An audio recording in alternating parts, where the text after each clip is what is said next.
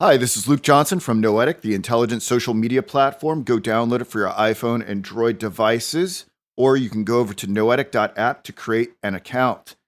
I'm with my good friend Sophie Le Corre today from France. Hello.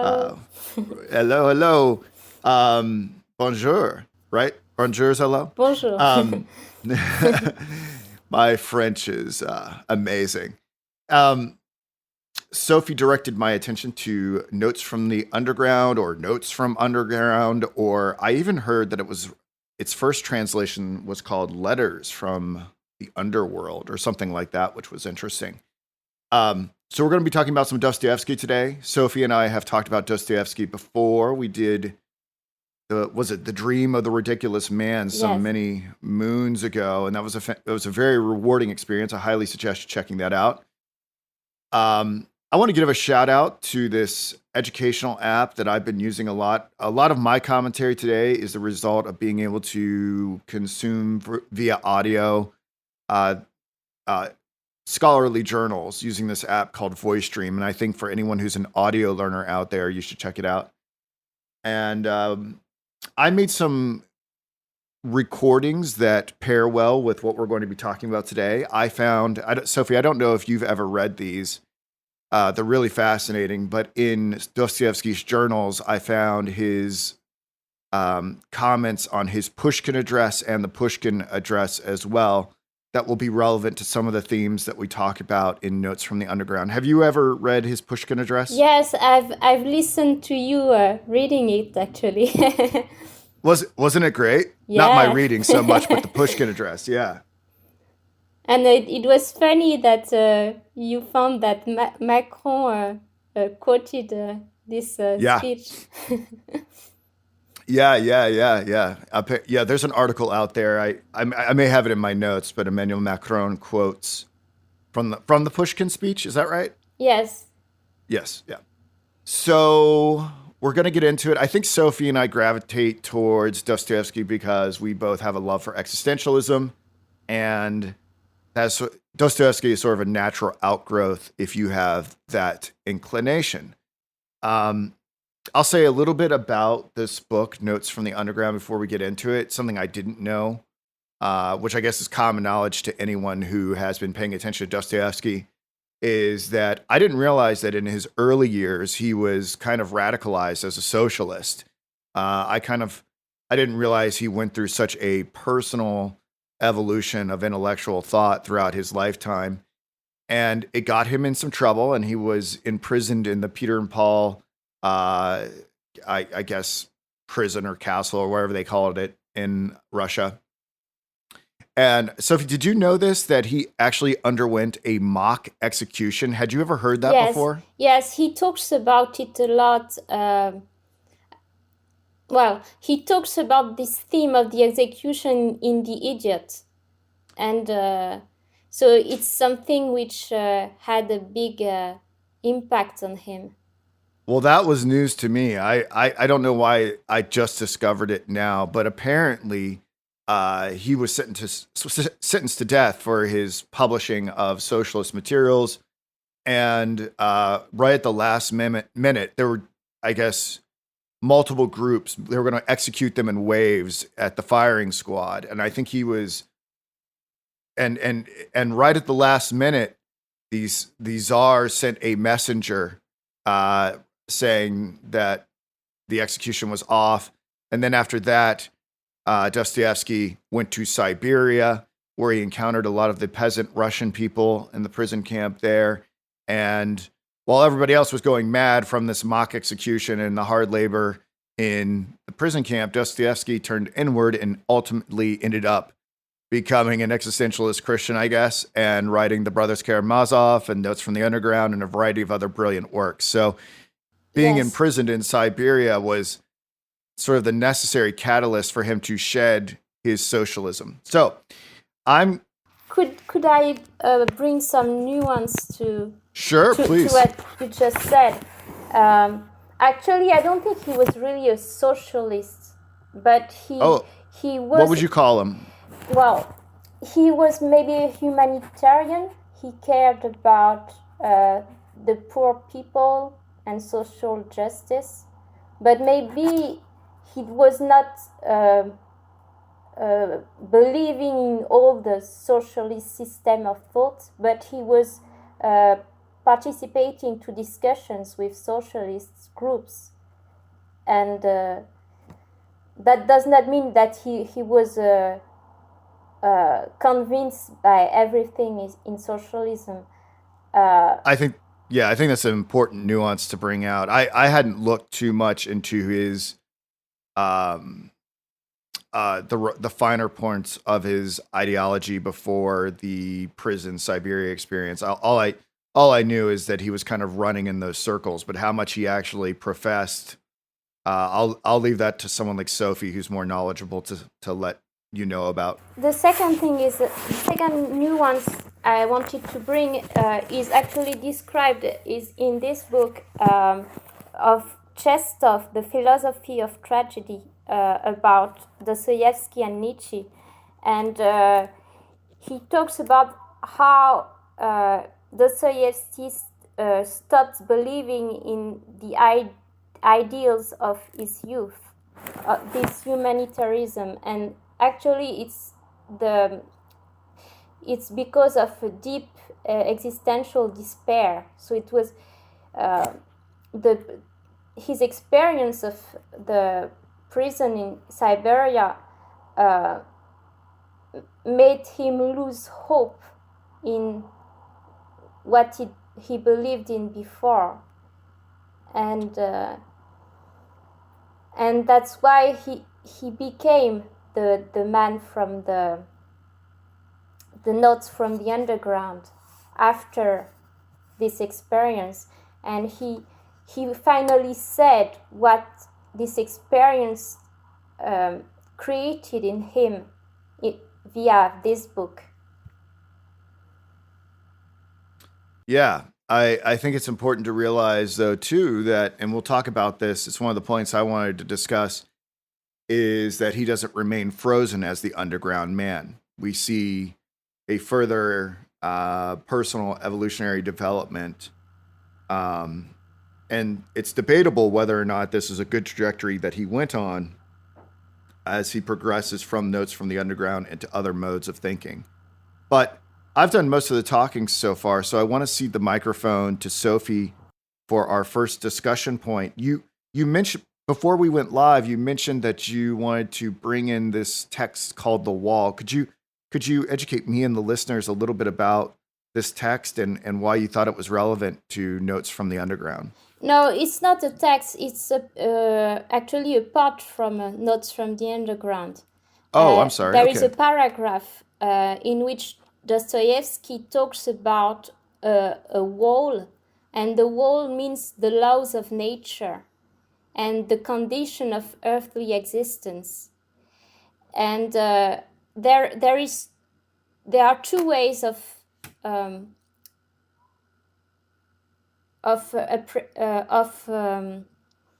reacting to this wall. The majority of people will find the wall reassuring.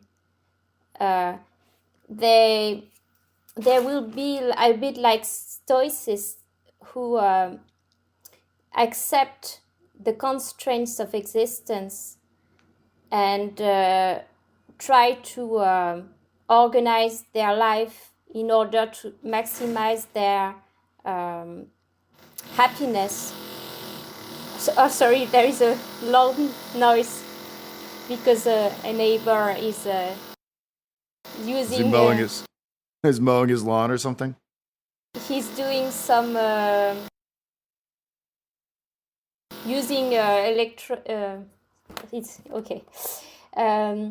So yes. So what I wanted to say is the majority of people will accept these laws of nature and will try to organize their life to maximize their happiness and avoid suffering.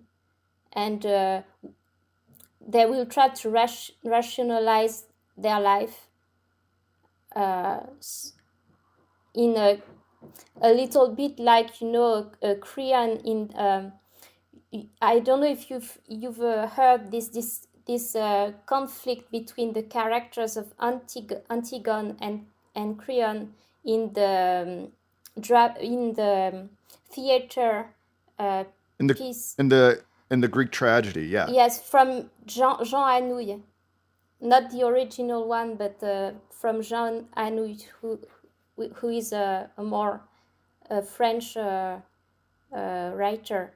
And there is a conflict between the young Antigone and her uncle, and her uncle tells her to accept life as it is and to try to be happy, to accept the little things in life. And Antigone does not want it because she's an idealist, and she wants to live according to great values, and she wants to remain in love with her lover. She wants passionate love, and she wants to remain young, and she doesn't accept the laws of nature and the common social norms. And this, to me, that's the world which Dostoevsky talks about. And I also have a book which talks about this subject. It's about actually it is presented as a book about gifted people, but the authors have another explanation about what we call giftedness, because we think about IQ tests and etc. But to them, it's more, they have a philosophical approach, and they say that the majority of people will believe unconditionally to the social narrative of the groups they belong to. And Ain't that the truth? and that's the way they apprehend the absurdity of existence, which Camus is writing about in the myth of Sisyphus. Whereas there is a minority of people who cannot believe unconditionally in these narratives, and who need to find their own meaning. And so the name is Les Surdoués, Les Autres, the gifted and the others. And the authors are three French psychoanalysts: Carlos Tinoco, Sandrine Gianola, Philippe Blasco. So it's interesting because it really makes me think about what Dostoevsky is describing. And I have a lot of conflicts with people around me regarding to these specific subjects, because when I try to talk about my existential anxiety, my thoughts, my emotions, they do not relate to it. They say, you have to accept life as it is, you have to accept that people die, we grow older, there are poor people, some people starve. You have to accept these things. It's the way life has always been. And to me, it's some, I don't really, I can't accept. I always going to remain a rebellious man, like Camus is writing about, a rebellious woman in my case. Well, I think that's why we are kindred spirits. I think throughout this podcast, we'll be dropping a lot of references to criticism and influences in other books. And Sophie, once we're done, if you can send me the links to any of the things that you're talking about, I'll put them in the description boxes on YouTube and ultimately the Noetic app when I have a chance to upload once I'm on good Wi-Fi. Because I certainly have a bunch that I think people might want to explore for deeper reading and listening. I hope you don't hear my neighbor. I'll see if I can edit it out.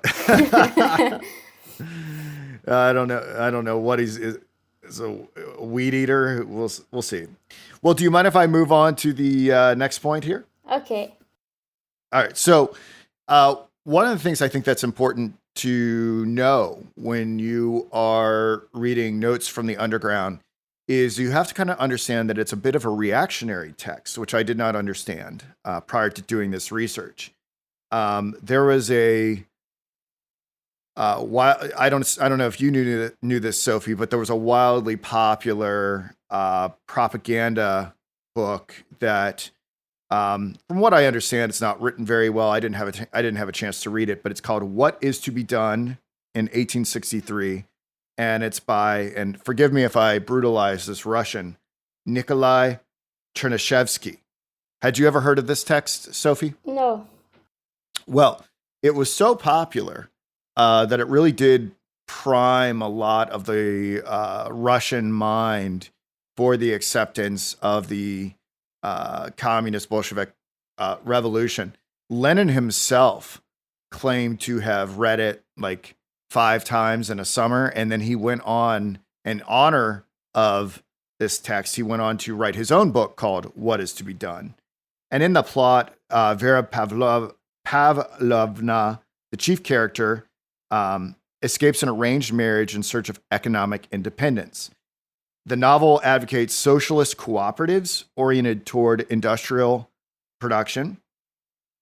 Intellectuals are to lead the laboring masses to socialism, bypassing capitalism. The minor character, Rakhmetov, symbolizes the philosophical materialism and nobility of Russian radicalism. And the novel lauds the eternal joy of an earthly society. So it's typically described as a handbook of radicalism. I mentioned that it affected a number of revolutionaries, populists, nihilists, such as Lenin. And what Lenin wrote was really more of a pamphlet than a book, I should say. What Is to Be Done is considered to be a Soviet classic for any of those who want to get out there and check it out. And Dostoevsky mocked the novel's utilitarianism and utopianism, and he took aim at it in the Notes from the Underground, and he did so again in his 1872 novel, Demons. So I think that'll come out. I think the commonality between the two texts, which we'll see is one of my discussion points, is that I think Chernyshevsky idolized the Crystal Palace, hence why Dostoevsky takes aim at the Crystal Palace in Notes from the Underground. So I thought that was some important background information before we really got things going. Would you like to respond to any of what I just said there, Sophie, or would you like to move on to your next discussion point? Actually, it's great because my next point was about the critique against utilitarianism.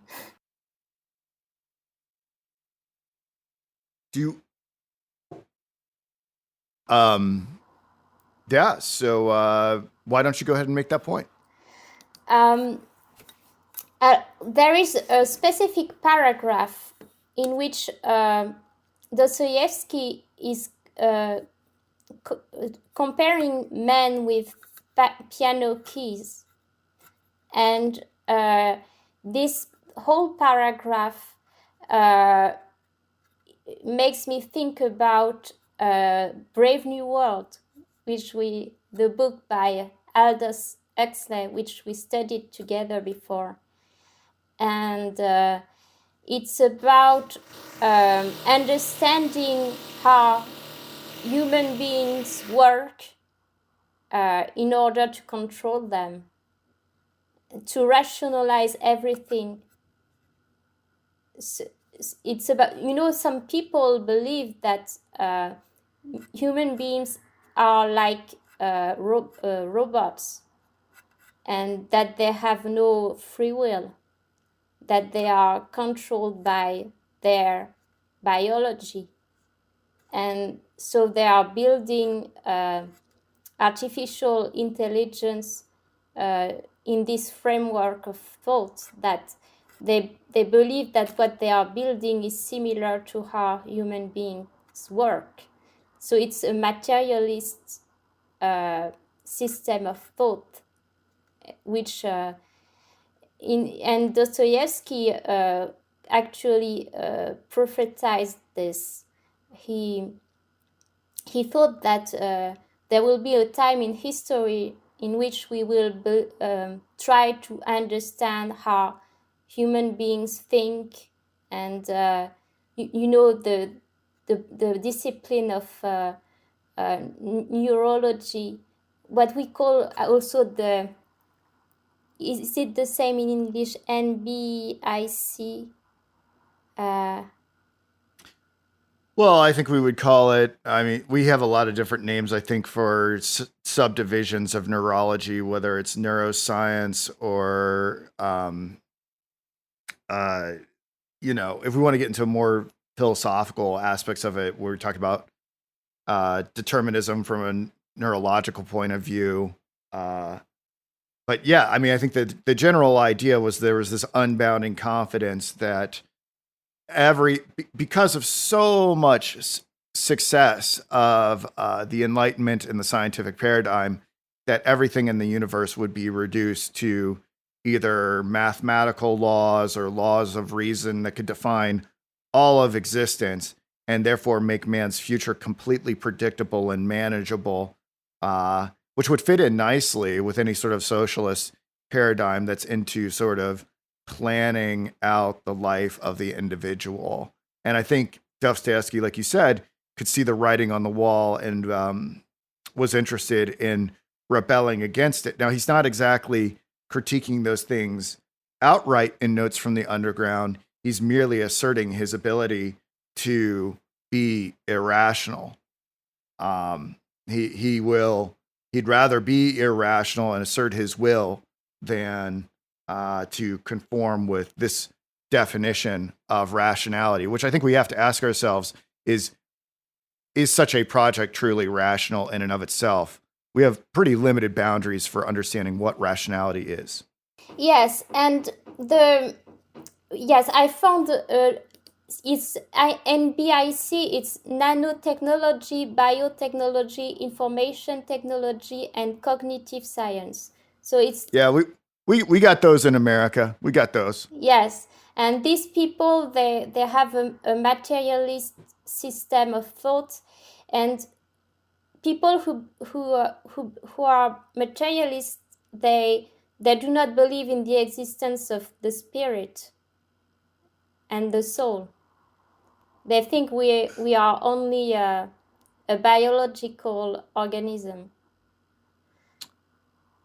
Yeah, it gets a little complicated with the influence of transhumanism and the idea of uploading yourself to the cloud, but I think essentially that's the idea. Yes, and we're just. And if we go a little bit metaphysical, we could say that Dostoevsky is defending the spirit in man, and this spirit is manifested by his irrationality and by his desire to do things which are seemingly against his happiness. I had I think it might be appropriate. I had about 4 or 5 quotes that illustrate this point, and I had sort of like this response to them in my notes, but I was wondering maybe I could read those 4 quotes real quick just to illustrate these concepts that we're talking about. Would you mind if I did that real quick, Sophie? Yes. No, I don't mind. Okay. I just think it will add, to stay grounded in the text, I think it will help our listeners understand precisely what we're talking about. So the first one, I too, like Sophie, latched on to the passage about the piano key. Dostoevsky writes in Notes from the Underground, "I believe in it, I answer for it, for the whole work of man really seems to consist in nothing but proving to himself every minute that he is a man and not a piano key. It may be at the cost of his skin, it may be by cannibalism. And this being so, can one help being tempted to rejoice that it has not yet come off, and that desire still depends on something we don't know? And then again, I agree that 2 times 2 makes 4 is an excellent thing. But if we are dispensing praise, then 2 times 2 makes 5 is sometimes a most charming little thing as well. Further on. And now I am eking out my days in my corner, taunting myself with the bitter and entirely useless consolation that an intelligent man cannot seriously become anything, that only a fool can become something. And I believe I have 2 more. Every decent man in this age is and must be a coward and a slave. Lastly, I say, gentlemen, hadn't we better kick over the whole show and scatter rationalism to the winds, simply to send these logarithms to the devil, and to enable us to live once more at our own sweet foolish will? So I could say a lot about these 5 different quotes, but I'll hand it back over to Sophie, and I'll see if I have anything else to say after she's done with it.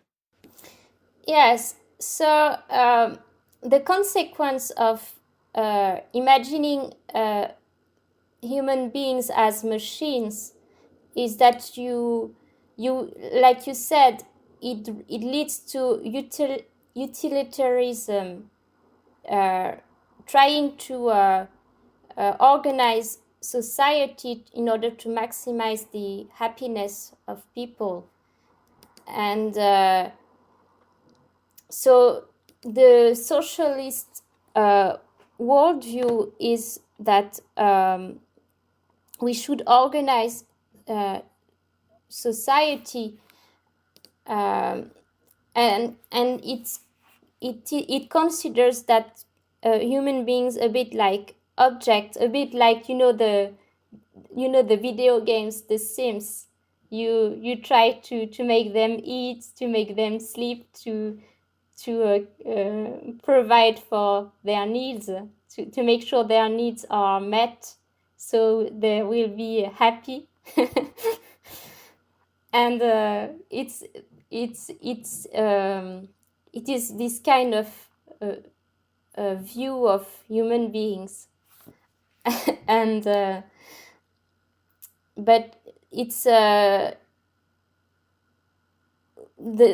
is a philosopher, Nikolai Berdyaev, who I talked to you about before. He was he was greatly inspired by Dostoevsky. He was a philosopher who emigrated from Russia to France in the 20th century, and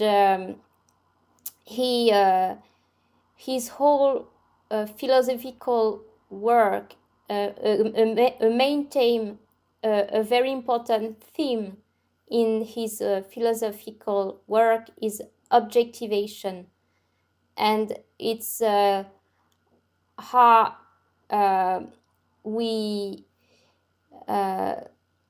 completely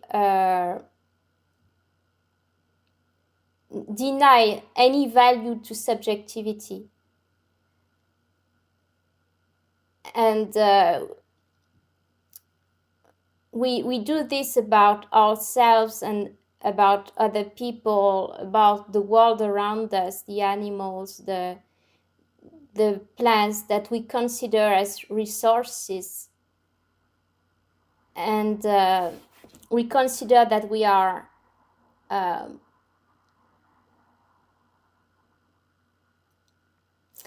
we should use others and other beings in order to provide for our own needs. Yeah, it's sort of an instrumentalist perspective. Yes. Yeah. And Dostoevsky, like Kierkegaard, they value subjective truth against objective truth. And I think it's common to all existentialists. Well, what I think is interesting here with Dostoevsky is that he hasn't exactly figured out in what direction to go with his subjective truth. What we see here at this particular stage in his writing is we see a rebellion against the author of what is to be done, and we see a rebellion against the utopian planning. We see a rebellion against outside objectivity to reduce all people to Sims, which, by the way, works remarkably well. It doesn't seem to work on people like Sophie, myself, and anyone listening to this podcast. It does work on the great swaths of humanity. I will give credit to socialists in that respect. It's just that Sophie and I are a bit of problem makers, aren't we, Sophie? But the thing is, the thing is about some of these quotes and Dostoevsky is that what I thought was so interesting, especially this one about him marveling at 2 + 2 = 5. Well, where have we seen 2 + 2 = 5 before? Where have we seen that before, Sophie?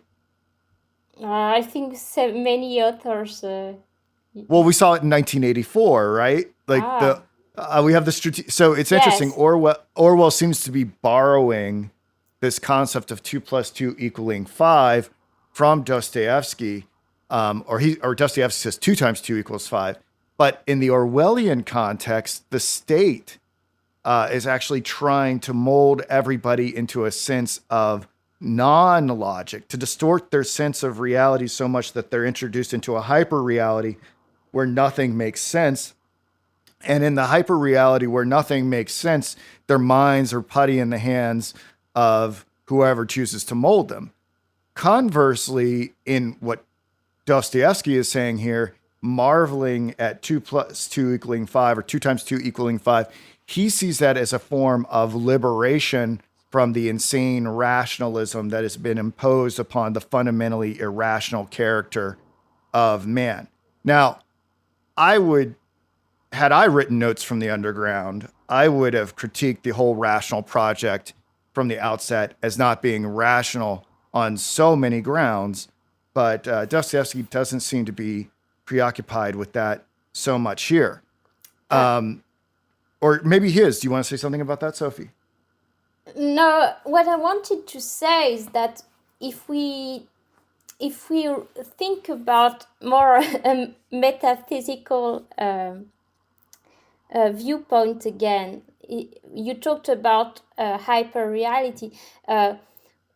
Actually, I think Dostoevsky is talking about the material world as the world which is the result from the fall.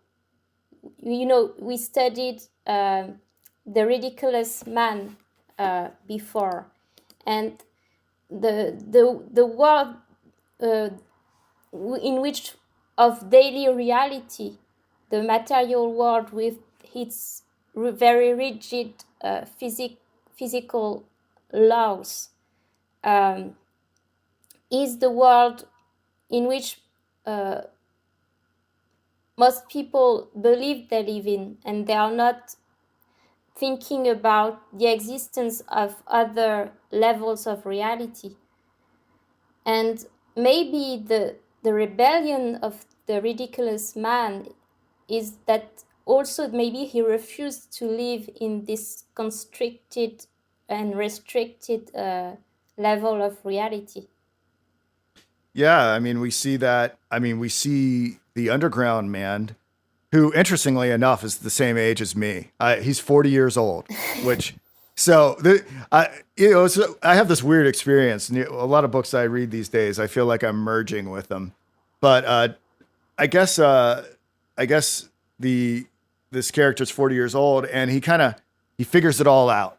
Like I figured it all out. Not really. I don't know everything, but he figures it all out, and he's like, I can't be part of this soulless mechanistic system.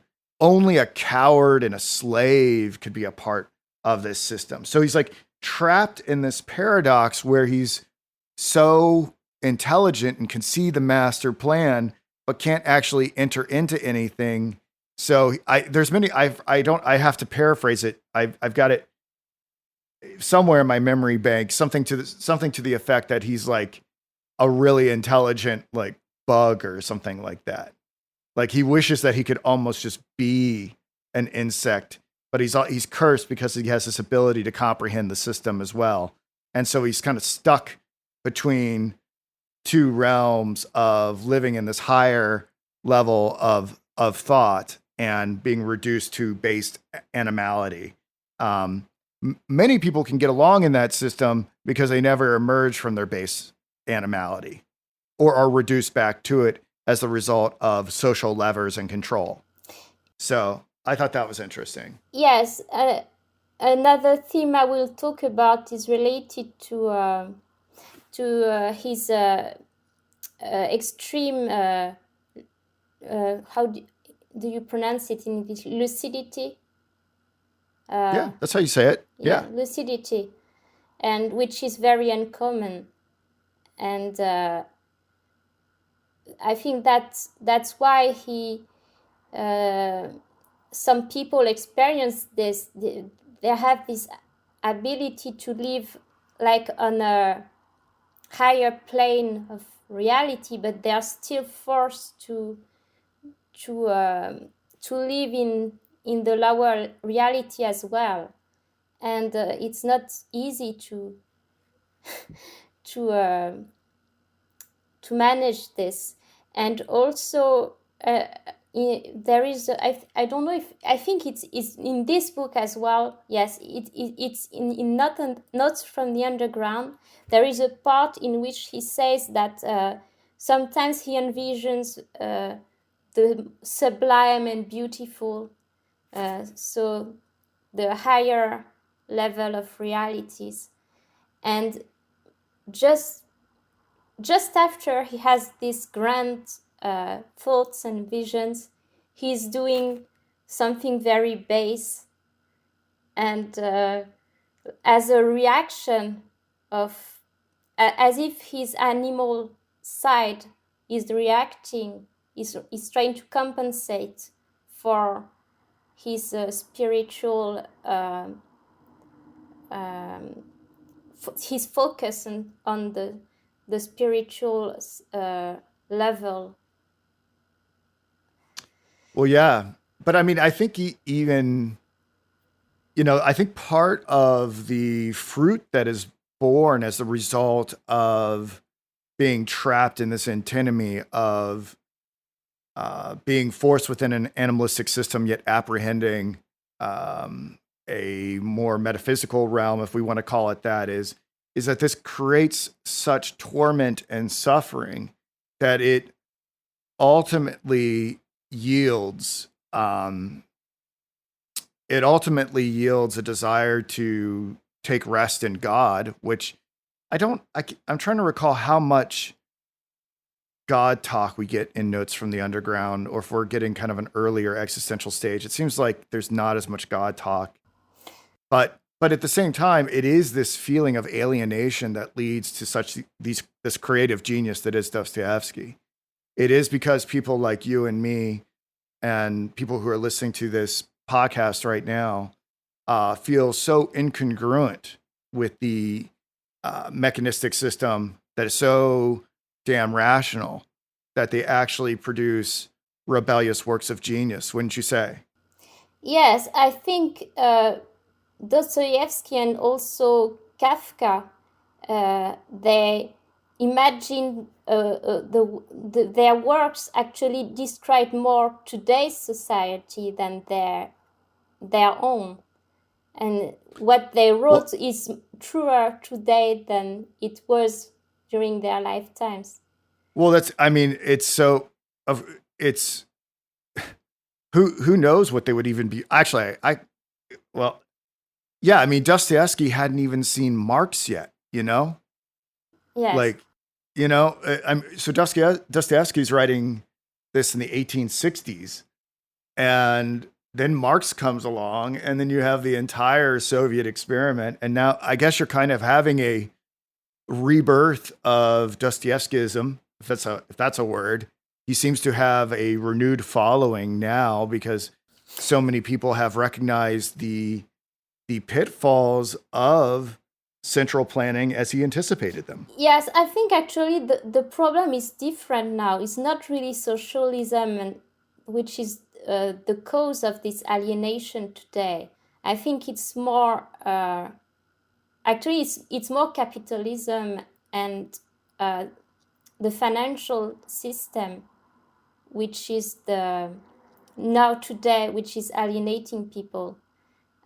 Well, let's just say they work together, but I won't get into that too much. Yes, actually, like in Brave New World, they work together. Yeah. And two wings of the same bird. yes, and so today it's the more than ever we try to rationalize everything. And if you work for a company, they will ask you to plan everything and to the big data, and it's about it's really the summum of objectivation.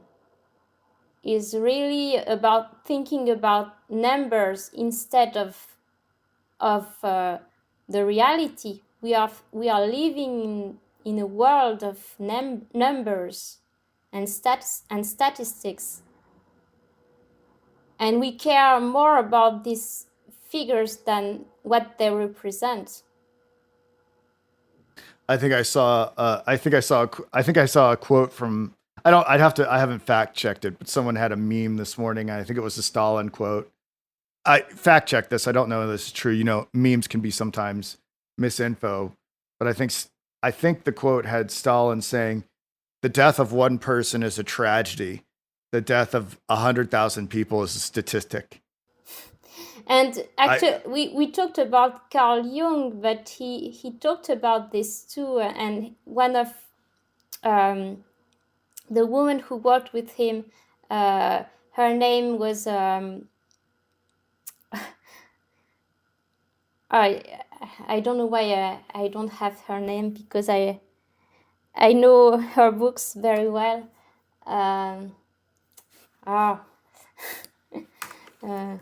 It's okay. I think I found the Stalin quote that I was talking about. Marie-Louise von Franz, she was working with Jung, and she wrote books of Jungian psychology, and she talks about how numbers are, people are possessed by the archetype of big numbers. Was it Sabina Spielrein? No, Marie-Louise von Franz. She was a psychoanalyst too, and she wrote a lot of books. Von Franz. There we go. And she talks about how people are possessed by big numbers, and she said that there is actually a law of big numbers, and actually before we did not count up to big numbers, because people used to think that the big numbers belong to God. That's interesting. And that that's really interesting. Now we are counting up to big numbers. We are thinking of ourselves as if we were God, and in her opinion, it's an inflation of the ego. How interesting it is that I looked up the Stalin quote using Google, given what you just said. The actual quote that I was searching my mind for in regards to Stalin, it's attributed to the Washington Post, January 20th, 1947.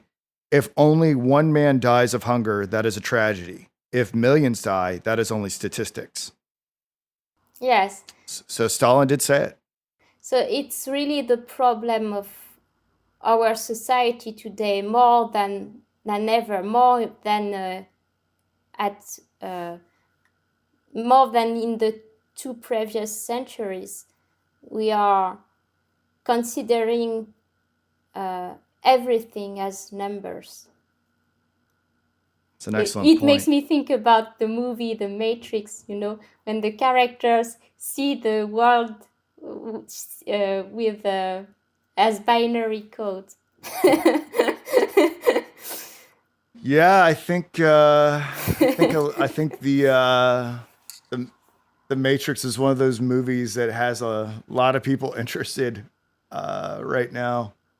I mean, of course, it's an old allegory.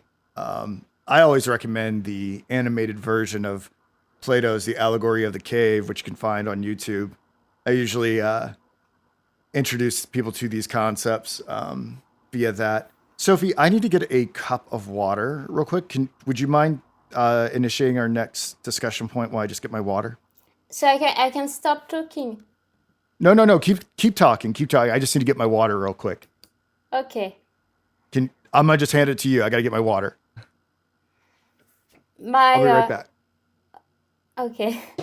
My next point was about, okay, so it's a subject which I already talked about, is not being able to live in accordance with our high ideals. We saw that the underground man has big ideals about the sublime and the beautiful, but he struggled to implement them in his life, to actually live them. The problem of the underground man is that he's living in his head. He's a dreamer and a thinker, but he doesn't have a life. And that's his greater conflict. Yeah, what are we supposed to do once we recognize all of this? And I think we have different solutions for it. I don't know what to do. I find myself more in the fringe and outside the rationalistic society the most. All I can think to do is to read scripture and try to write a book inspired by it. I don't know about you, Sophie. I know you play the guitar. Yeah. Any helpful pointers for anybody else who's experiencing existential anguish? My songs, I write songs about existential anguish, actually. They're quite good. I tell Sophie if I ever make a movie one day, I want her to do the soundtrack. Oh, thank you. What I wanted to say about this subject is it's actually a big subject in regarding morality, and theologians have thought about this a lot. How we, like Saint Paul said, we commit sin. We were what did he say exactly? Against our own will, we struggle to control ourselves. It's we do things that we do not want to do. Yeah. And psychologists like Jung explained this, or Freud explained this by being the action of the unconscious. And the conscious ego wants to conform to moral rules, but the unconscious, so they repress their desires and emotions, and this forms what Jung called the shadow. And the problem is the shadow exists, but the person is not aware of it, and the shadow is going to act without them being able to control it.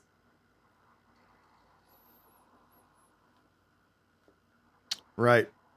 I have to know my Jung better. I understand some of these fundamental concepts, but yeah, I definitely feel that war within.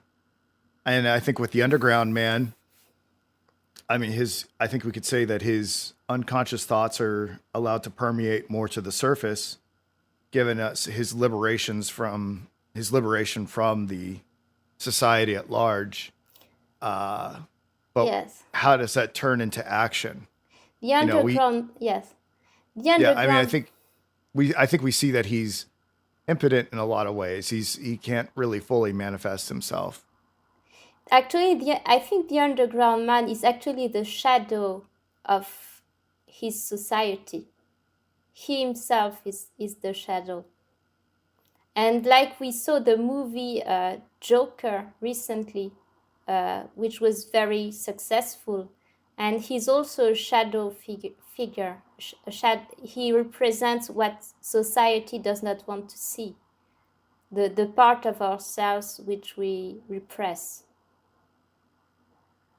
I haven't seen that movie yet. I know it's very violent, so, and I'm not a big violence person. So, Yes, is it worth? It's worthwhile. Yes, it's a great movie. There are a few violent scenes, but I think it's psychologically and philosophically, it's very interesting. Well, I might have to check it out and put my hands over my eyes if it gets too R-rated. So I wanted to talk about the Crystal Palace a little bit, because I was completely ignorant about the Crystal Palace before doing this research for Dostoevsky. Do you mind if we chat about it for a second? Yes. No, I don't mind. Did you know about the Crystal Palace? I read what you sent me. So, all right. For any of you who may be ignorant about what the Crystal Palace is, let me banish that ignorance to some other place. Okay, so this is absolutely incredible. So there was this, I guess it was like a museum tourist destination that was in England, and it was perfectly geometrically and mathematically designed, and it was massive, and it was completely encased in glass, and within it always provided sort of a temperate environment so people from around the world could go and see different displays about botany, new evolutionary biology, they even had some like very crude and comical versions of dinosaurs in there. But from like when did they start building it? It lasted for about 85 years. It burnt down in 1936, so I think that means it was built in it was 1851. Would it be 1851 if it burned down in 1936? But for the writer of What Is to Be Done, and for Dostoevsky and many other people, this Crystal Palace it became an emblem, a symbol for the rational progress of man, that eventually we could all live within this Crystal Palace, that we could turn the world into a Crystal Palace and provide these perfect conditions for understanding the entire chronology of the world, living in comfort, and all these other things. And rather than see it as a fulfillment of the utopian dream, Dostoevsky saw it as a prison. He hated it. He talks about sticking his tongue out at the Crystal Palace. And I have seen some of these images of the Crystal Palace. It was a magnificent structure. There's nothing like it that exists, I think, in our world today. Wouldn't you say so, Sophie? I know that Amazon in Seattle has these geodesic crystal domes or whatever, but it's nothing compared to what this thing was. I encourage you to look into it. Perhaps it's from another era for the Tartaria researchers out there. But what do I want to say about this that I haven't already said? I mean, have I described it correctly, Sophie? Yes, I don't know more than you about it. Well, yeah. Well, when Dostoevsky was writing, it was this fantastic attraction of the world.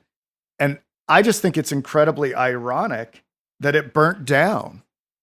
This thing made of aluminum and glass, I believe, that was so magnificent, it actually burned to the ground. So I feel like there's some sort of like poetic irony there that ultimately proves that Dostoevsky was right, that these systems, these political systems that we build for ourselves in order to manage the world, they may glimmer and look amazing and hold such promise but ultimately they cannot endure. They're unsustainable. There's always an element of chaos which will raise everything that we try to build.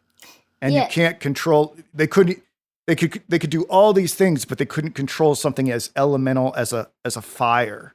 Like, how does, you really have to ask yourself, how does such a crystal monstrosity that has so many tourists and things like that not even be able to extinguish a fire that brings it to the ground so that it doesn't even exist anymore?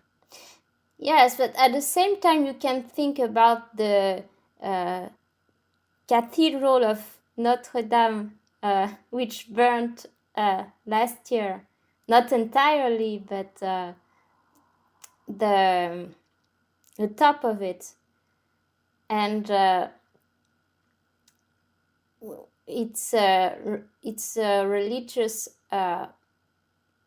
building about dedicated to the Virgin Mary, and it's funny to think about the symbolism of this destruction of the what man built, and these two buildings were built in a totally different state of mind.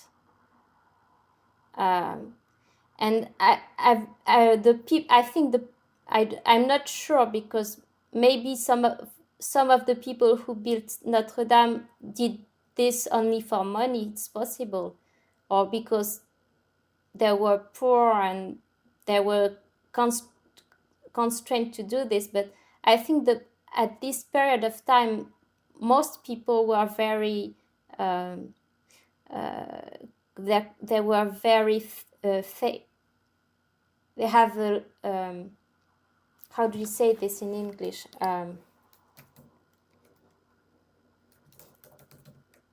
But they were believers. Yes, they were. They have this very deep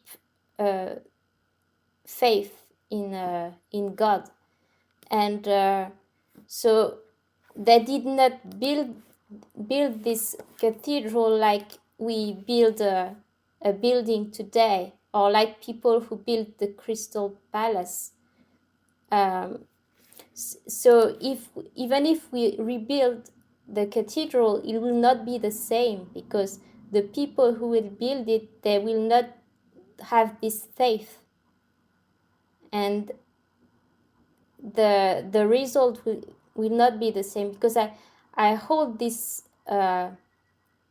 feeling that the building, actually it's not only the building, but everything that we build, if we build it in an objectifying way,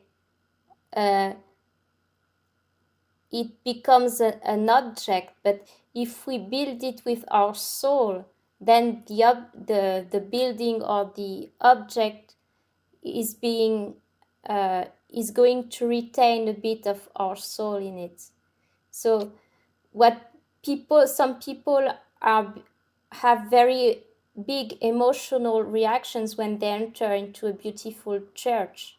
Is it only because it's aesthetically beautiful? Is it only because of the symbols, the Christian symbols? Or is it because of the people who have built it, who have let a trace of their presence in these churches? Yeah, I think that's a fascinating question. I don't think any of that is, I don't think it's one answer. I think it's probably a mixture of them all.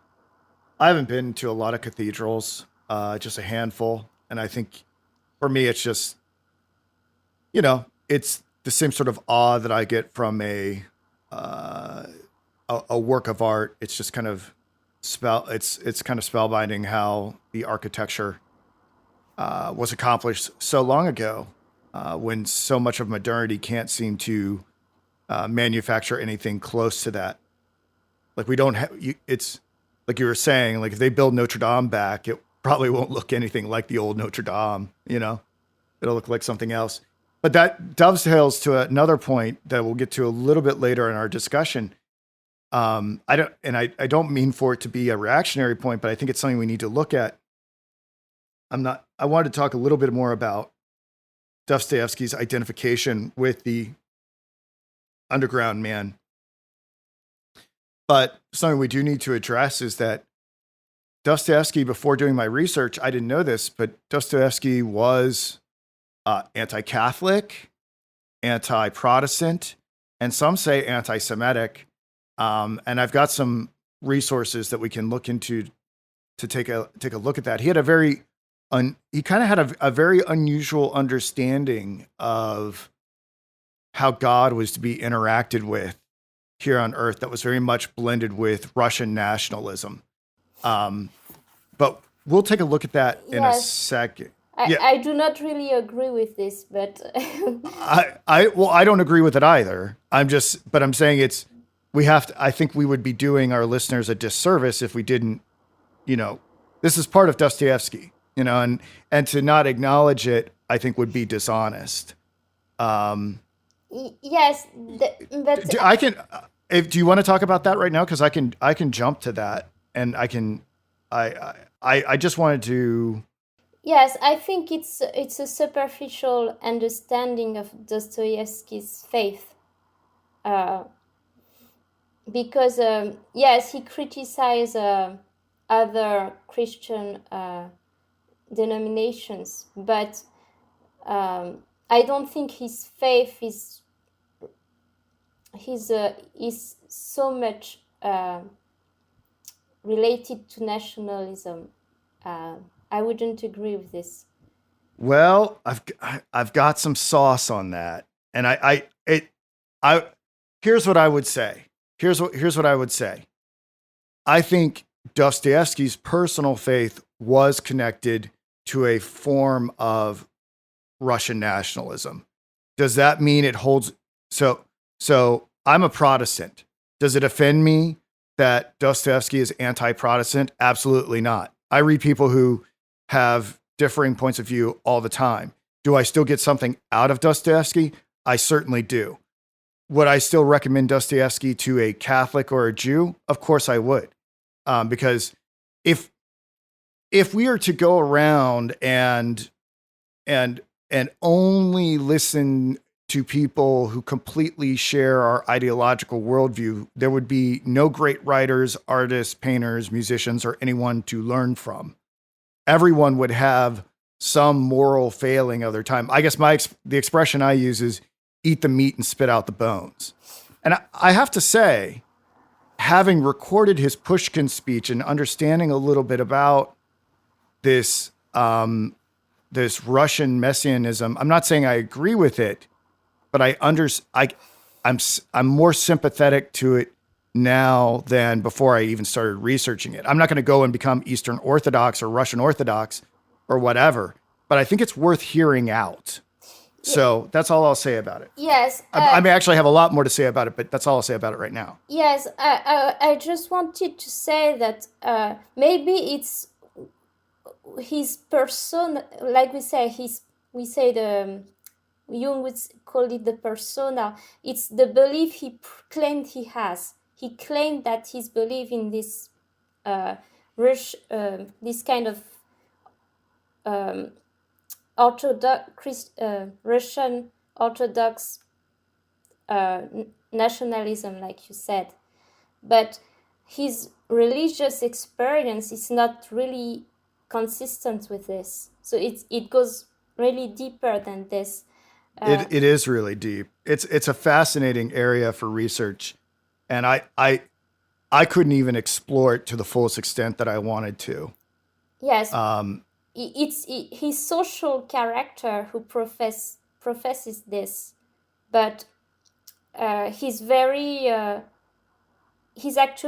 mystic person, and the mystics like Bergson, we talked about Bergson recently. He wrote this book about the two sources of morality and religion, and he said that in this book there are two kinds of religious religious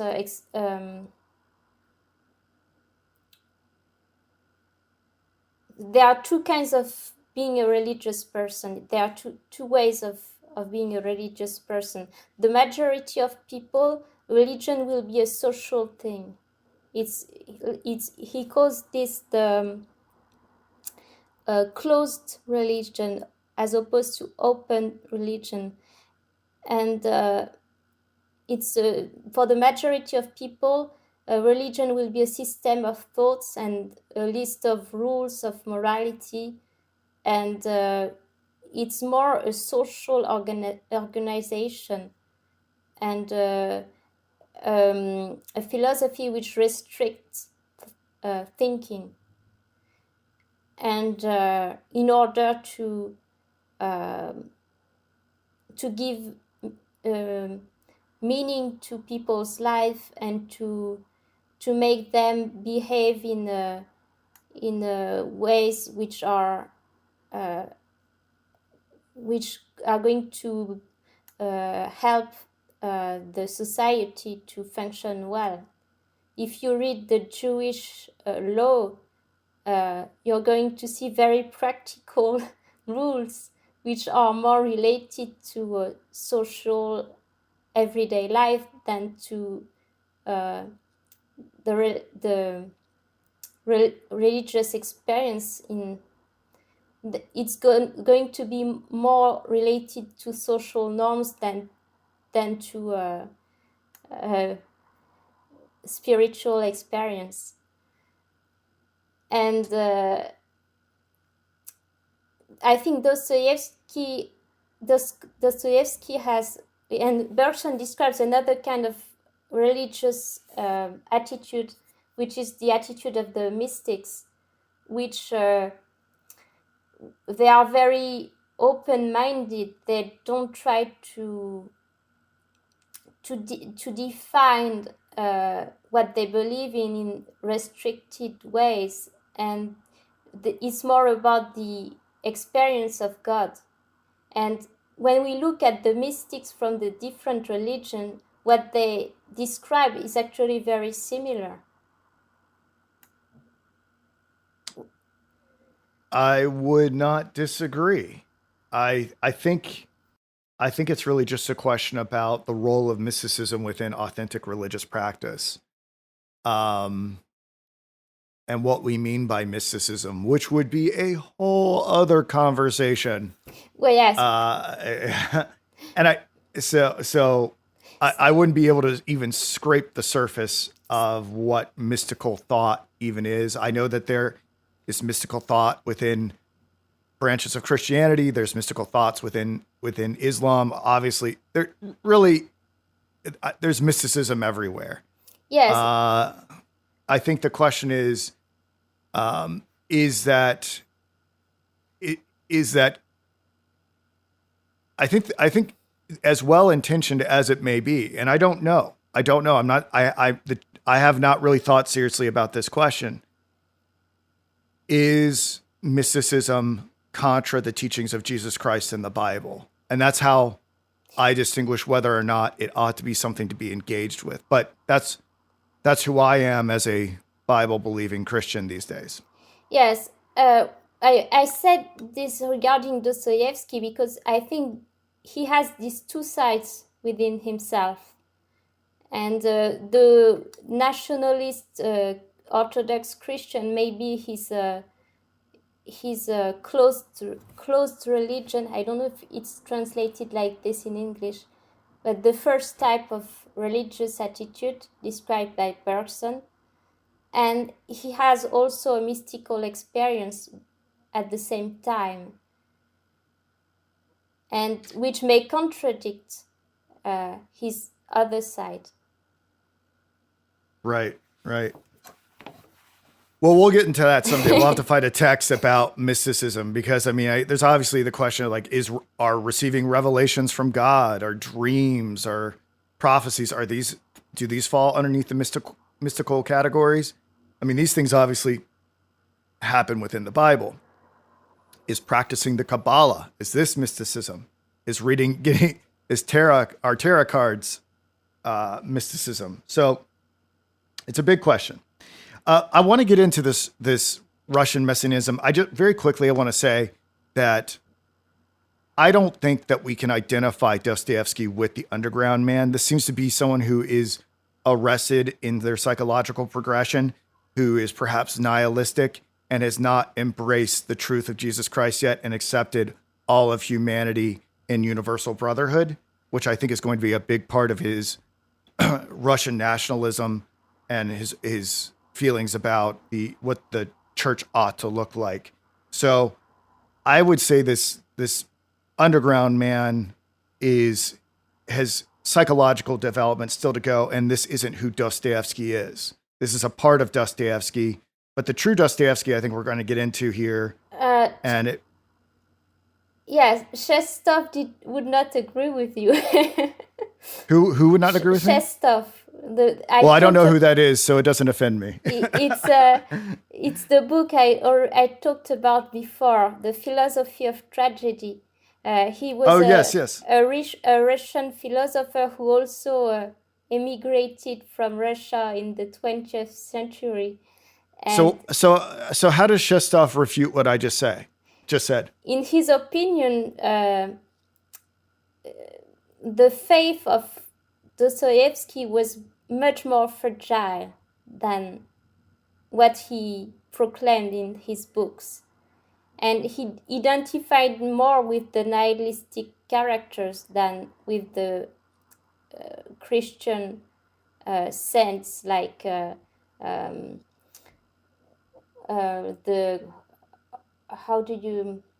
what was his name again? So Shestov is saying that, like, how Dostoevsky presents himself in his books is like an idealized version, but in real life he was kind of he was a total jerk. I have heard, but I don't have good sources that he was kind of a jerk. But I don't know. No, that's not what Shestov is saying. Shestov is saying that Dostoevsky struggled with his despair all his life, and his faith was a fight and not something that he was confident in. It was a struggle. How did he come to that conclusion? Actually, he wrote it himself. Dostoevsky said that in his journals. Yes, that his faith was a struggle. It was not something peaceful. And yes, but I mean that doesn't mean. I mean, Kierkegaard's faith for him was a struggle too. The whole point with faith is to constantly struggle with it so that it refines you, don't you think? I mean, yes, but what Shestov is saying is that like Kierkegaard would say, he didn't came out of despair. Right. Maybe. But yeah, I understand what you're saying. He wanted to be a Christian, like the characters he's writing about, the Starets Zosima, who is an idealized version of the Christian he wants to be. But actually, he does not.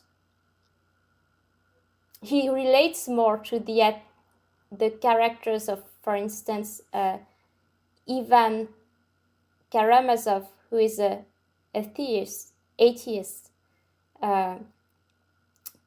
because of his existential struggle.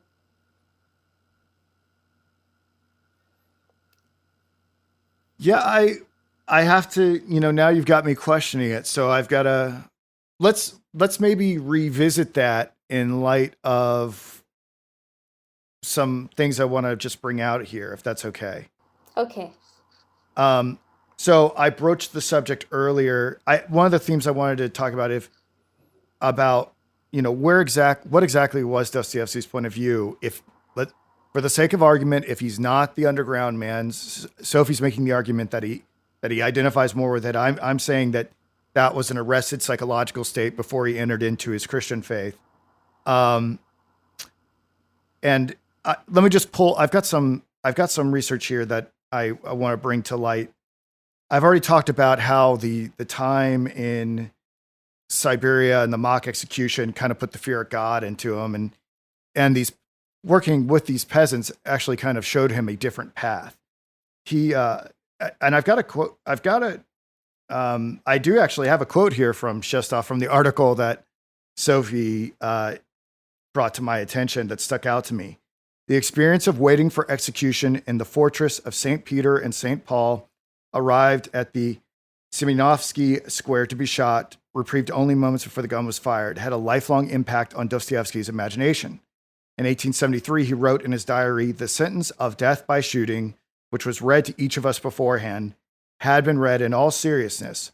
Almost all the condemned were certain that it would be carried out, and they suffered at least 10 terrible, inordinately horrible minutes awaiting death. In those last minutes, some of us, I know this for certain, instinctively withdrew into ourselves, and while hastily examining the whole of our very young lives, we perhaps even repented of some of our serious deeds, the kind that secretly remain on everyone's conscience throughout his life. But the deed in which we had been condemned, the thoughts, the ideas that had possessed our minds, seemed to us not only something that did not demand repentance, but even something that purified us, a martyrdom for which much would be forgiven." And so I did this. I am familiar with the Shestov person. I just kind of forgot because I was consuming so much. So the question I had here is, so it seems that facing death was a harrowing experience that at least led to an initial act of repentance. It does not seem that Dostoevsky repented of his revolutionary activity at this precise point, and perhaps that would come later. In order to get a further view of his politics, I had to go into other sources. And one of these was Dostoevsky's and the Problem of Christian Socialism. I found that it was quite good, written by Robert MOELLER, and I'll leave a link for that. And this comes from the brothers Karamazov. Aloysia, the third and most virtuous Karamazov brother, rejects socialism because he believes in God. He chose a path, writes Dostoevsky at the beginning of the novel, going in the opposite direction of many his age, but he chose it with the same thirst for swift achievement. As soon as he reflected seriously on it, he was convinced and convicted of the existence of God and of the immortality of the soul. And at once he instinctively said to himself, "I want to live for immortality with him, and I will accept no compromise."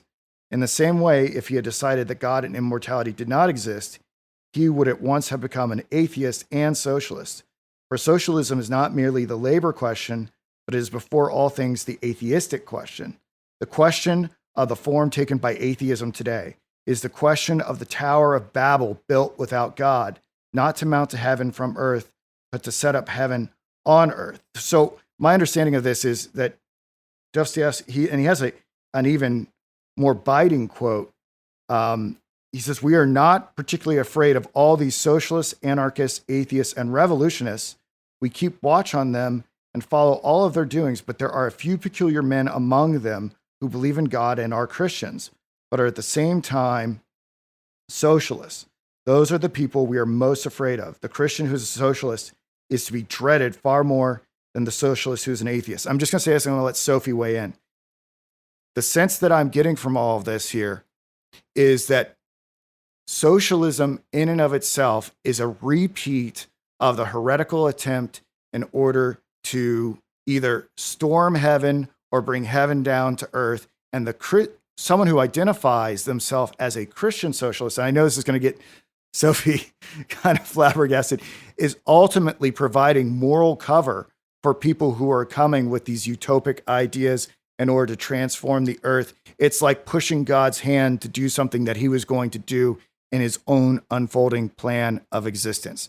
I'm going to shut up and let Sophie respond to that. I have to get another bottle of water. Do you mind responding to that, Sophie?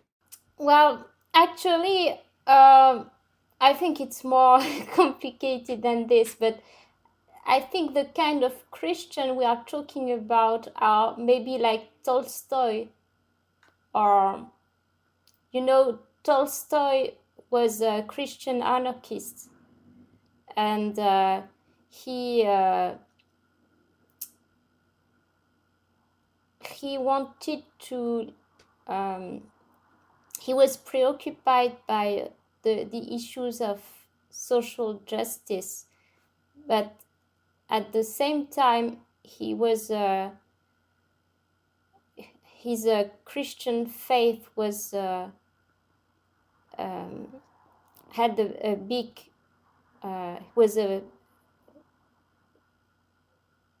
was something very big in his life. I don't know how to explain what I'm thinking, but It's okay. I wouldn't entirely agree with this opinion that Christian socialists would act against God's will. Actually, there is even the Catholic Church has a doctrine. Do you say doctrine in English? Yes. About the social doctrine of the church.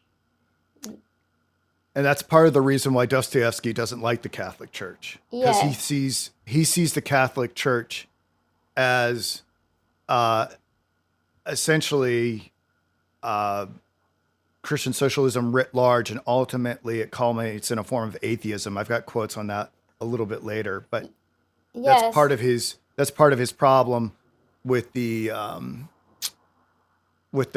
building of all the churches and the territorial possessions and the redistribution of wealth and all these more liberal doctrines of the Catholic Church. These are going to be problems for Dostoevsky if he's going to take such a hard stance against Christian socialism. Whether it's right or wrong is up for debate. I'm just letting you know that this is what Dostoevsky felt. Yes, but regarding this problem, I think it's more complicated than this. But because if you say to yourself, well, I will not do anything to bring social justice because if I do this, I will not let God do his will. But actually, maybe there is a way of bringing social justice which would be the Christian way and not the atheistic way, when you work from the Holy Spirit. If what you do is inspired by the Holy Spirit, then if you can act in order to improve the lives of other people. Well, I think that's ultimately, I think Dostoevsky comes full circle. I think he does end up embracing a form of Christian socialism for that reason. It's really a question of priorities. And we'll get to what that means a little bit later on. But in short, right now, I think he felt that the Russian people had not been infected with these utopic ideas, whether they be socialistic or Catholic or whatever they may be, that ultimately the Spirit of God could work through the simple peasants to bring about universal brotherhood without having to build massive churches and acquire incredibly large sums of money and things of this nature. That the Holy Spirit could actually work through the impoverished peasants of Russia, and that this was the more authentic way to go about bringing a society that is just about. Yes. But we'll get actually, if you read the Brothers Karamazov, the Starets Zima is talking about this exact subject, how he viewed the future and his hopes for the future. And it's really like what you just described. Yeah. There was one more critique that Dostoevsky had of Christian socialism. He said it was a form of mammon worship. He wrote this in 1876. The present socialism in Europe and here in Russia removes Christ everywhere and cares foremost about bread, summons science, and asserts that the reason for all human calamities is one: poverty, the struggle for existence, society. These socialists, in my observation, in their expectation of a future arrangement of society without personal property, love money terribly in the meantime and value it even to the extreme, but namely in accordance with the idea they attach to it. And I thought that was a pretty insightful thing that, you know, whether he's right or not, I think we can debate, but I think I think he calls out Christian socialists for saying, look, you think you don't care about money? Your whole ideology is based upon bread and money. There's nothing spiritual really in it. You're concerned with earthly bread and not spiritual bread. It's a kind of virtue signaling is, I think, what he was, if he had that terminology available to him, I think that's what he would have said. It's the theme of the Grand Inquisitor story in the Brothers Karamazov. Right. I don't know if you've read it. I have, yeah. Yes. Now, I haven't read the whole Brothers Karamazov, but I have read the Grand Inquisitor. Yes. Where the Spanish Inquisition, Christ comes back during the Spanish Inquisition, and they put him on trial. Yes, because and he can't say anything, right? Because then he would be adding to the Bible. Yes, and the Grand Inquisitor, he brought bread to people, the physical bread, so they will be happy, and it's what we've been talking about. He brings this utilitarian happiness, which makes people forget about their existential anxiety, and they live in this state of peaceful happiness, and so they are grateful to the Grand Inquisitor because he provides for everything they need, and they remain like little children, a bit like the characters of Brave New World. A little bit like the characters of today. Yes, and I suspect that Aldous Huxley was very much inspired by Dostoevsky when he wrote Brave New World, by this Grand Inquisitor story in particular. The connections at Aldous Huxley are breathtaking if you dig into it. So it's funny. I found this great article. This great website, and it dovetails nicely with what Sophie was talking about with how authoritarianism can get set up as the result of people being taken care of, just having their physical needs being met. Sophie, have you ever come across this website? It's called vogelinview.com. No. Well, apparently I can't say too much about it. I've read just a couple articles from the website, but there was a philosopher named Vogelin who I guess is kind of outside the fringes of modern academia. They don't really know where to put him. And so a group of his scholarly disciples and acolytes have started a website or society called Vogelin View, where they each sort of take his principles and use them to weigh in on great works of literature and politics and things like that. This is one of what they wrote about Dostoevsky was one of the better ones that I read. And so a point that they made about the Christian Foundation in this article by David Walsh, it's called Dostoevsky's Discovery of the Christian Foundation of Politics, is that Dostoevsky knew that all utopian dreamers were sort of necessary during the initial stages of revolution, but in order to destroy the old guard, but that ultimately that just brings chaos, and they're completely helpless in restructuring society. So what that does is it paves the way for a strong man. So whether it's this Grand Inquisitor character or one of the dictators from our terrible, terrible history, we have plenty of examples that we can draw on. And this ruler knows that the universal brotherhood can only be accomplished by destroying human freedom. So part of the reason why Dostoevsky was opposed to liberal humanitarianism is that he knew that it very quickly could become a nightmare. And ultimately, if there was going to be any enduring body politic, it was going to have to be grounded on Christian self-sacrifice. And here's a quote: a belief in autonomous morality can unfold into an insistence on the absolute independence of man's private conscience from any higher reality, and may be so proposed in the name of human freedom. But the inexorable result will be the radical separation from any enduring criterion of truth. The nihilism of everything is lawful sets at naught the value of human freedom itself. And David Walsh goes on in this article. So the divine plan for redemption has to come from true freedom in Christ. And the vision of Christianity is the core of any true revolutionary spirit. It's the only way to have the true brotherhood of man for Dostoevsky without invoking something like science or reason that negates the freedom of everyone. That spirit has to merge with the identity of the people.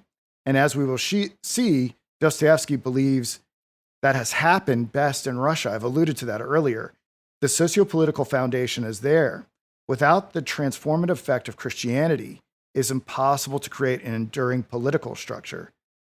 So I think what they're trying, so I guess what is going on there is that a form of Christian socialism would be the indirect side effect of a truly religious life. And that's probably what he's thinking this Russian socialism would be based upon. And Sophie's sort of agreed that might be the way to go. And I mentioned earlier, that Dostoevsky took issue with Protestants, Jews, and Catholics. And I'm just gonna add this little bit from, because this will get some reactions. This is from another journal by Christos Yannaras, the Journal to Orthodoxy. So this is obviously an Orthodox Christian site.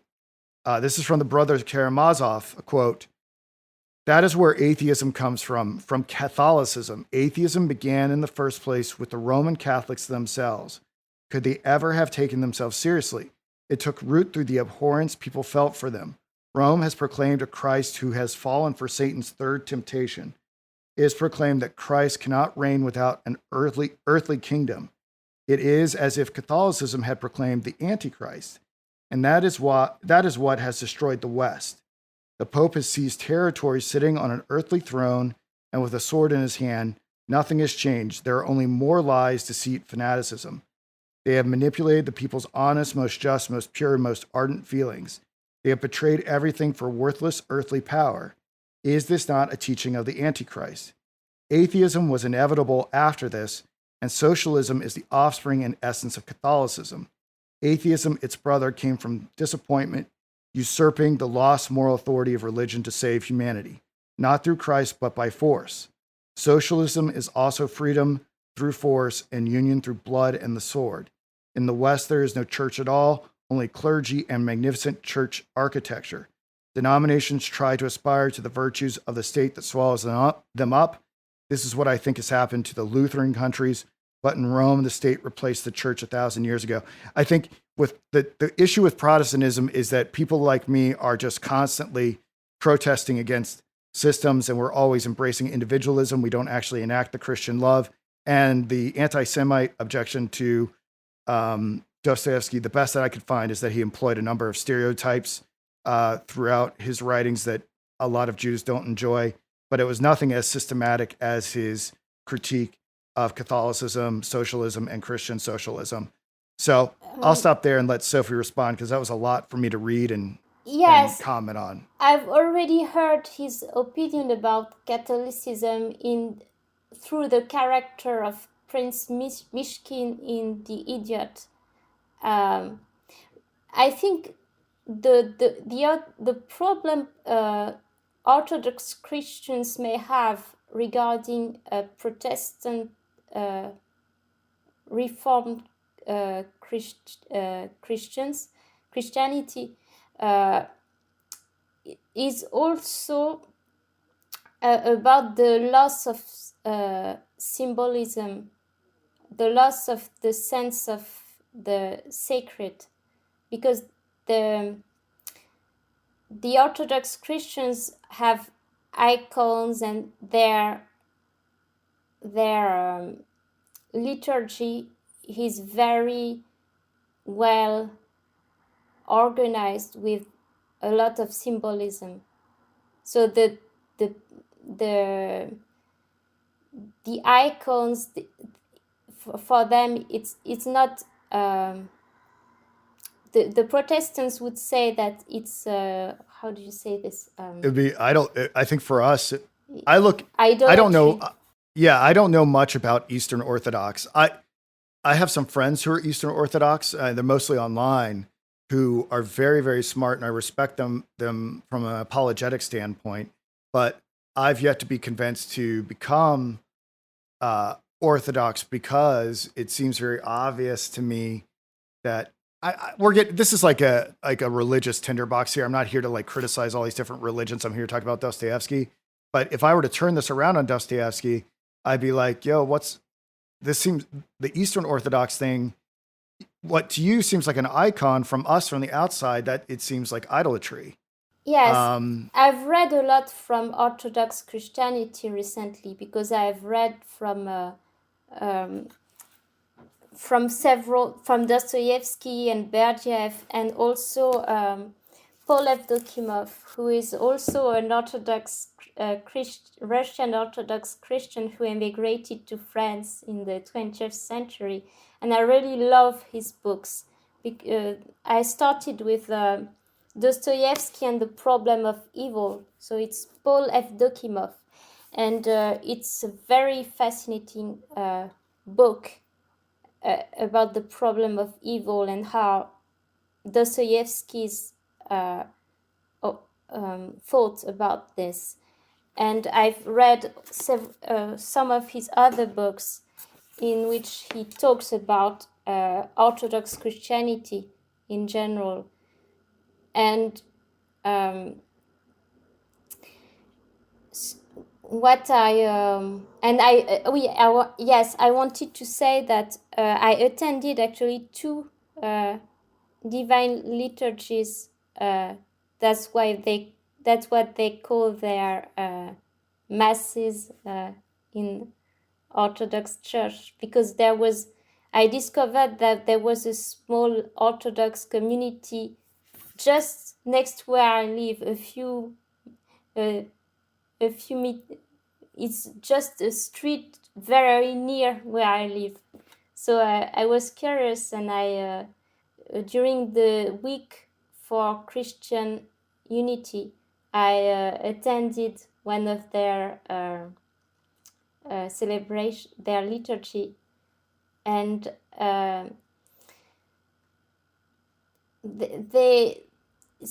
it seems to me that the Orthodox Church is more like, we can feel the Oriental culture, which is more about, like I said, symbolism, and it's more mystical, like we said. And there, I've read about the Orthodox theologians. A great part of Orthodox faith, they are heavily influenced by the Father of the Desert,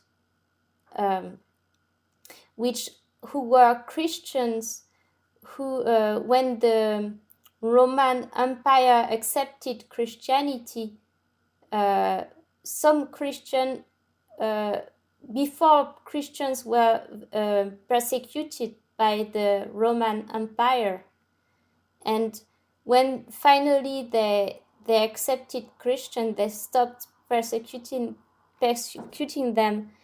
Then most of the Christians became citizens of the Roman empires, and they integrated within this society. And some of the Christians did not want this kind of life. They wanted to remain, to keep the how do you say this in English? The the radicality of the Christian faith that they lived during the persecution. So they moved to the desert and lived an ascetic life there. That's fascinating. I need to study up on that. I have heard a little bit about the mysticism and Eastern Orthodoxy, and now that you're telling me this, I have to dig further into it. It's become a whole rabbit hole for me. So I think, yes, this mysticism has a greater importance in the Orthodox Church than in any other churches. It may not. I'm not intimately familiar with.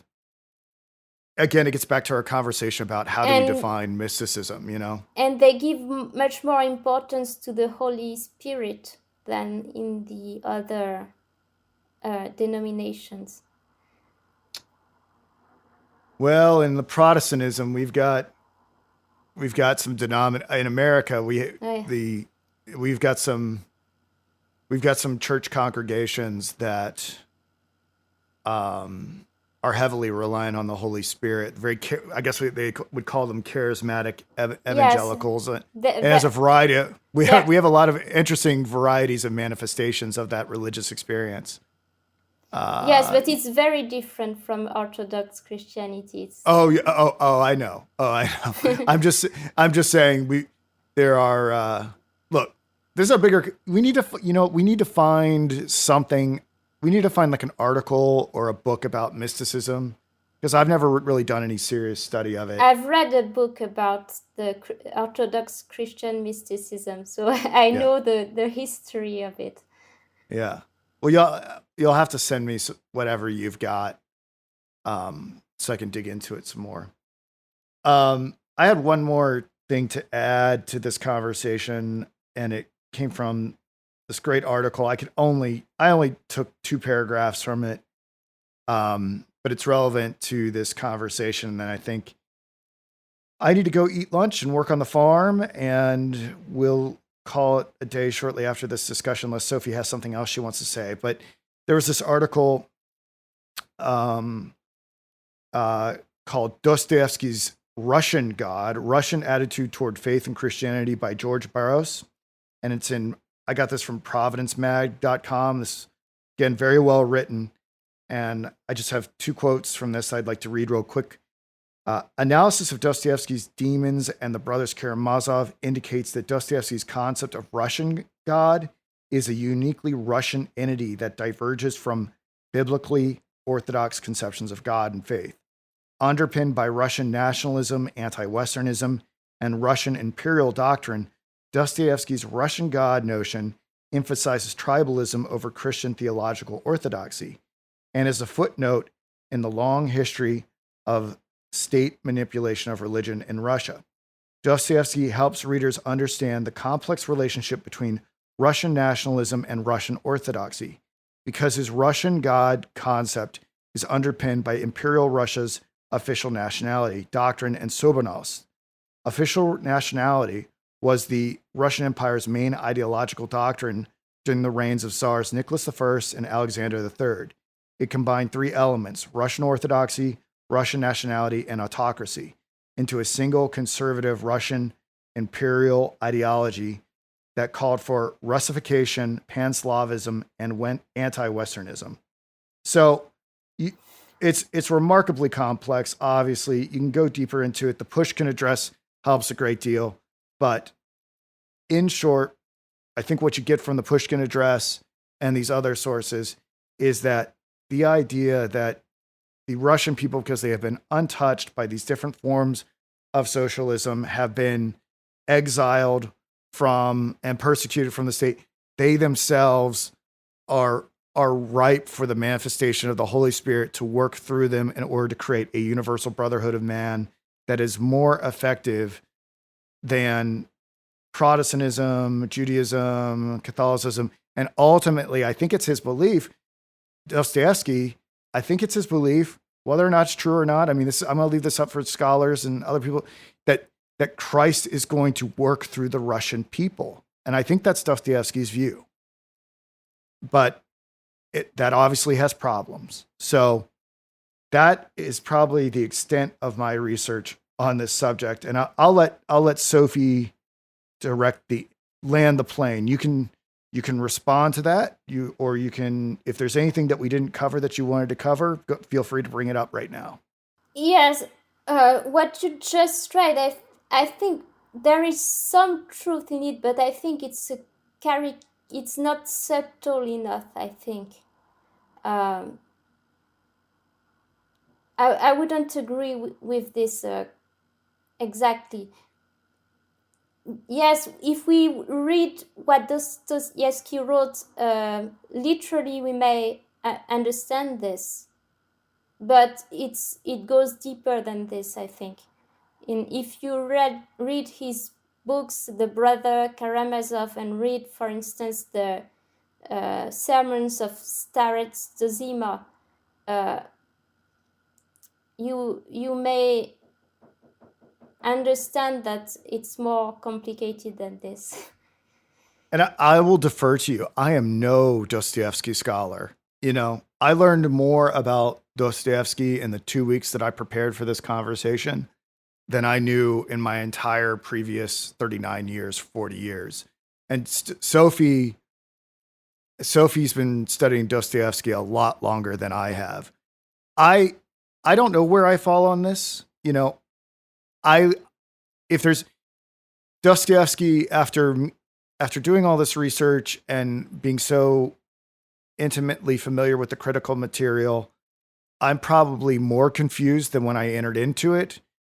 That's one feeling that I have.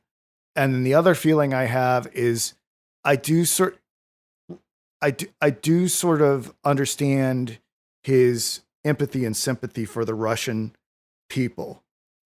And what I like about, although I don't know if I agree with his Russian God concept and his Russian messianism or any of that, I do like how he's made me, I think he was very effective at humanizing the average Russian, which is something I would never have thought about had I not done this research. So I'm in a state of confusion about Dostoevsky, but I ultimately feel, at least through doing this project, in more communion with the people of Russia than I did before, which has to be a good thing, I think. Yes, I think that we should apply Nietzsche recommendation about not taking what philosophers or authors say at face value. And if you talk what Dostoevsky says at face value, you may come to the same conclusions as the author you just quoted. But if you read his books and really go into the heads of the characters, you will maybe understand that Dostoevsky is maybe more conflicted than what he says in his speeches or his journals. Well, isn't that the way it goes? I mean, when you have people who are doing critical commentary, they always they think they're being profound, but really they're reducing the person to kind of a stereotype, right? Yes. I mean, because they're always trying to argue a thesis, right? And it's you can't keep things open-ended. And the reality of it is, all this critical commentary that I provided today is its own crystal palace, is it not? It's Yes. a little bit like imprisoning Dostoevsky when he's much more chaotic and free. So to kind of bring this full circle, Yes, but Dostoevsky probably would have hated everything I said today because he would have probably felt defined or by not. my categorization of him. Maybe not. Maybe he wanted to present himself as a Christian nationalist. I think it was he's, like we said, the persona, the character he wanted to show to the world. And people do this when they create a character, a mask, a social mask with a defined ideology which they present to the world. But their deeper inner life is more complicated than this. And as a conclusion, this underground man is the representation of this inner man or inner woman, which exists within every one of us, in which we have all of our conflicts, which we do not talk about, but still exist. I agree. As you're saying that, I'm searching my own soul, and by and large, I live on the internet a lot as a result of building Noetic, and so, there's not a lot about my life that is hidden, but yeah, there's a shadow side. There's a side that, that I don't present to the public. So yeah, I agree. I agree. There's more to who I am than who I publicly display. Not like something evil or anything like that, but I have flaws and insecurities and things like that Yes, and the that the world underground, doesn't know about. Yeah. the underground man is saying all of this with an extreme honesty, and this is something we are not used to. And he's saying our dark thoughts aloud. And that's okay. That's okay. Yes. That's okay. I think that's probably, I'm not a psychoanalyst. This is not medical advice, but Sophie studies psychology more than I do, but isn't that kind of key to progressing as an individual, is to confess these things? Yes, I think it's great to be able to at least confess this to ourselves, to admit it to ourselves. Most people don't do this. It's harder to talk about this with other people. They probably would send us to the mental hospital, psychiatrist hospital. Right.